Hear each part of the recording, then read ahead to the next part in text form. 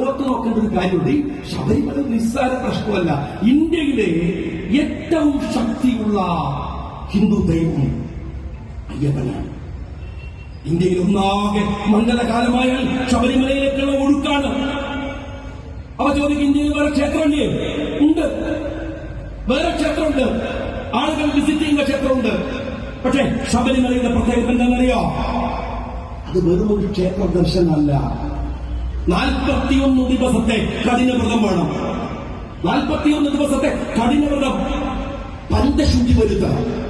വെറുമൊരു ശുദ്ധിയല്ല, ശരീരശുദ്ധി വേണം, ആഹാരശുദ്ധി വേണം, മനഃശുദ്ധി വേണം, കർമ്മശുദ്ധി വേണം, വാക്ശുദ്ധി വേണം.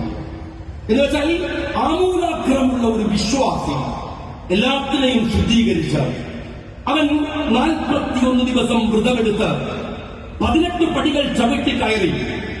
ആ 18 പടികൾക്കും വിശ്വാസികൾ പറയുന്ന വിലയുണ്ട്. എന്തെന്നാൽ അത് ആത്മശുദ്ധീകരണത്തിന്റെ പടികളാണ്.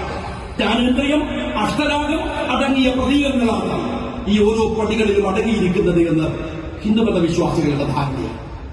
ശബരിമല കയറി ചെല്ലുമ്പോൾ അവർ കാണുന്നത് തത്വമസി എന്നെഴുതി വെച്ചതായി. എന്താ അറിയോ സഖാവേ, അതിന്റെ അർത്ഥം എന്ന് പറയുന്നത്, നീ ആകുന്നു. നീ ആരെ തിരഞ്ഞു വന്നത്? അയ്യപ്പനെയാണോ? ദൈവത്തെ എങ്കിൽ അത് നീയാണ്. നീ തന്നെയാണ് അയ്യപ്പൻ, നീ തന്നെയാണ് ദൈവം. ആരെ തേടിയാണോ വന്നത്? ഈശ്വരനും ഭക്തനും ഒന്നാകുന്ന സമത്വത്തിന്റെ പരമപദത്തെയാണ് ഹിന്ദുമത വിശ്വാസികൾ അയ്യപ്പ സന്നിധാനമായി കാണുന്നത്. 18 പടിയും കയറി മുകളിലെത്തുന്നാൽ എത്തിക്കഴിഞ്ഞാൽ എല്ലാവരും അയ്യപ്പന്മാരാണ്.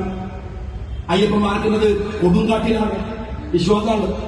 പമ്പ കഴിഞ്ഞാൽ പിന്നെ ബുദ്ധിമുട്ടുള്ള വഴികളാണ്, നല്ല വഴികളല്ല.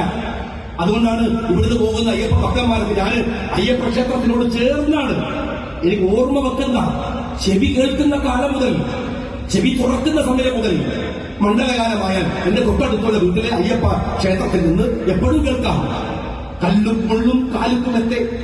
നമ്മുടെ വി ഡി സതീശൻ പറഞ്ഞു, മുഖ്യമന്ത്രി കാര്യം എഴുതി കൊടുത്തിട്ട് മൂപ്പര് അയ്യപ്പ ഭക്തന്മാരെ സ്വാധീനിക്കാൻ വേണ്ടി പോയതാ. കല്ലും മുള്ളും കാലുമൊക്കത്തും സതീശൻ കാലുമൊക്കെ അങ്ങനല്ല, കല്ലും മുള്ളും കാലുക്കുമെത്ത.